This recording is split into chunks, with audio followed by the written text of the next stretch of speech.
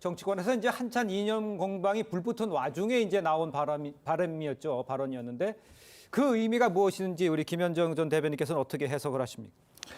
솔직히 좀 이해가 안 되고 어떤 면에서요? 대단히 이제 우려스럽습니다. 왜냐하면 그 대통령이 이렇게 전면에 나서서 이념 논쟁을 이렇게 주도하는 것이 사실 국민 통합에 어떤 도움이 될 것이며 국민을 이렇게 나눠서 갈라치기 해서 국론 분열을 일으킬 필요가 사실 지금 없음에도 불구하고 대통령이 왜 이렇게 이념 논쟁을 붙이는지에 대해서 일각에서는 그렇기 때문에 최근에 일어나고 있는 후쿠시마 그 오염수 방류의 문제라든지 윤석열 처가의 양평 고속도로 문제라든지 해병대 수사 외압 의혹이라든지 이런 것들에 대한 그 국정 무능과 경제 민생이 나빠진 것들을 지금 물타기 하려고 이렇게 이념 논쟁을 붙이는 거 아니냐라는 비판의 시각도 같이 존재하는 것입니다.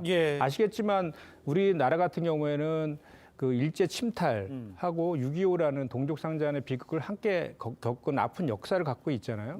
91년 구소련이 붕괴된 이후에 냉전은 종식이 됐습니다. 그 이후에 뭐 노태우 정부 보수 정권인 노태우 정부부터 해서 한중 수교를 맺으면서 우리나라의 그 외교적인 그 방향은 국익 중심의 실용 외교로 지금까지 일관되게 와 있었거든요. 근데 그런 거에 대해서 최근에 이제 한미일의 공조를 강화하면서 그 가치 중심의 진영 중심의 외교로 이제 바꿨죠. 그와 관련된 것도 사실 정부에서 일방적으로 바꾼 것입니다. 그렇게 기본적인 구도를 바꾸기 위해서는 국회라든지 국민의 동의나 설명이 좀 선행되었어야 되는데 그런 게 생략된 채 가고 있는 이런 측면들이 있는데 이런 것이 저는 그 대통령이 나서서 철진한 이런 색깔론이라든지 이념 논쟁을 부추기는 것은 결코 국익과 국민통합의 전제를 말씀하신 거다 이렇게 생각합니다. 그 말씀인데 그런데 자유민주주의 체제를 누가 부정합니까? 그 다 동의하는데 왜 하필 앞에 나머지 그런 자유민주주의 체제를 반대쪽에 공산 전체주의 반국가 세력이라는 걸 표현하면서 마치 전 정부나 야당 시민단체 노조 등이 마치 자유민주주의 세력을 부정하는 공산 전체주의 세력인 것처럼 표현하는 것은 대단히 문제가 있다는 것입니다. 홍도 장군 묘역 참배 당초 예정에 없던 일정이었습니다. 이 대표 행보는 어떻게 의미가 있는 건지를 말씀 해주시고 이야기를 계속하시죠.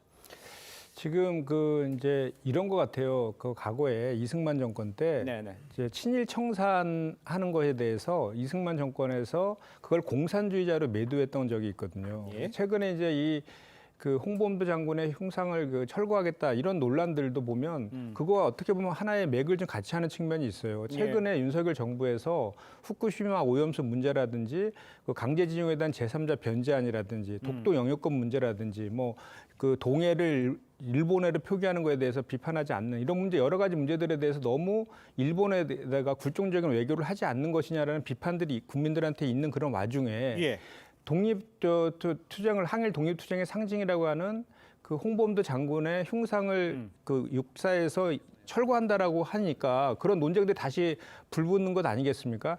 제가 조금 전에 말씀드린 윤석열 대통령의 국민통합적 태도에 대한 비판도 이런 겁니다.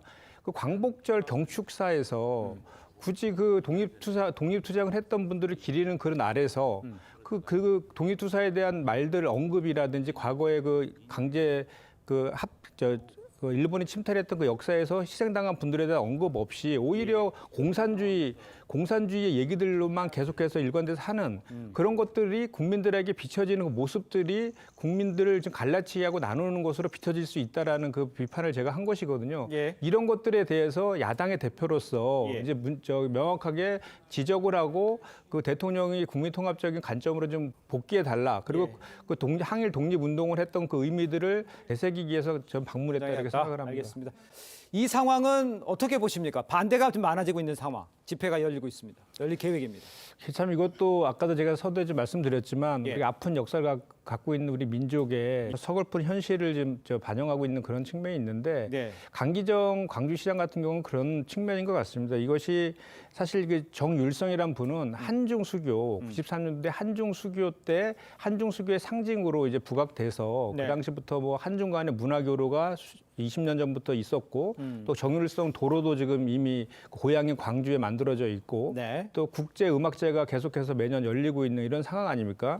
이런 상황 속에서 그냥 이것은 이념의 잣대가 아니라 그냥 한중 관계의 그 상징 그리고 한중 문화 교류의 상징, 그리고 그 역사 그 자체를 좀 봐달라는 얘기를 하고 있는 것이고 6년 전부터 이미 역사 문화 공간 조성 계획이 이미 수립이 돼서 이미 예산 집행까지 다 끝나서 올해 말에 완공을 앞두고 있지 않습니까? 예. 이런 와중에서 이렇게 다시 이것이 이념의 잣대로 들어가는 것은 오히려 또 다른 그 혼란을 야기할 수 있다 이런 지적인 것 알겠습니다. 같습니다. 한 이념인의 잣대 갖고 본다 이렇게 평가할 범위를 훨씬 넘어섰다. 예. 근데 이것도 저도 좀 말씀드려야 예. 되는데 노태우 정부 때 시작된 것이고요.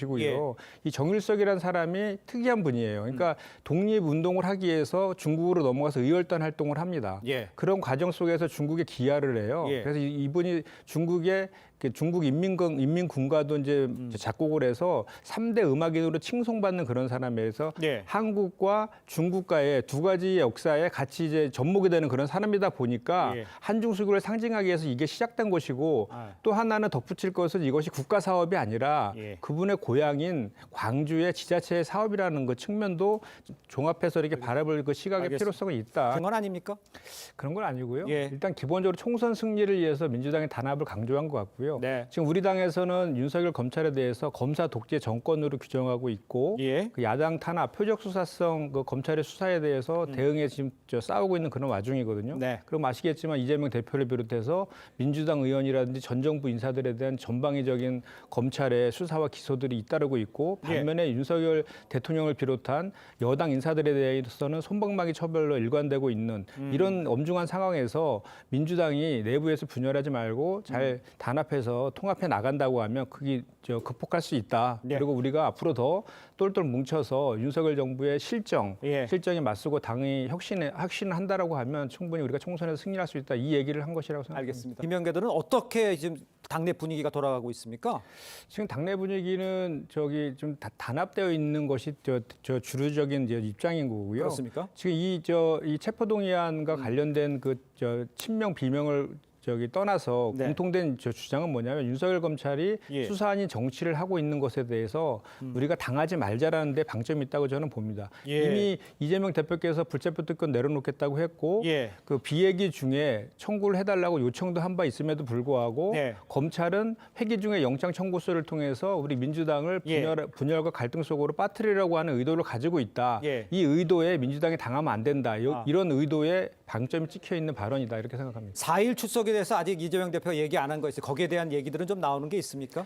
이게 이렇습니다. 이게 30일 날 언론을 통해서 출석해달라는 게 확인이 돼서 예. 이재명 대표가 8월 24일 출석하겠다 요청을 했죠. 예. 그랬더니 검찰에서 이제 다시 그걸 4일 반대를 했습니다. 그래서 이재명 대표께서는 본회의가 없는 9월 11일부터 15일 사이에 네. 출석하겠다 했더니 다시 9월 4일 날 출석하라고 통지를 했습니다. 네. 그런데 9월 4일 날 통지를 한 이유가 어제죠. 29일 날 이하영 재판에 이하영의 진술을 보고 예. 이재명 대표를 소환하려는 그런 취지다라는 그 내용이 보도를 통해 확인됐었는데 예. 그 어제 재판 또한 또 변호사 선임권으로 파행이 됐습니다. 맞아요. 그럼 9월 4일 날 소환하는 것 자체도 이제 무의미해졌다.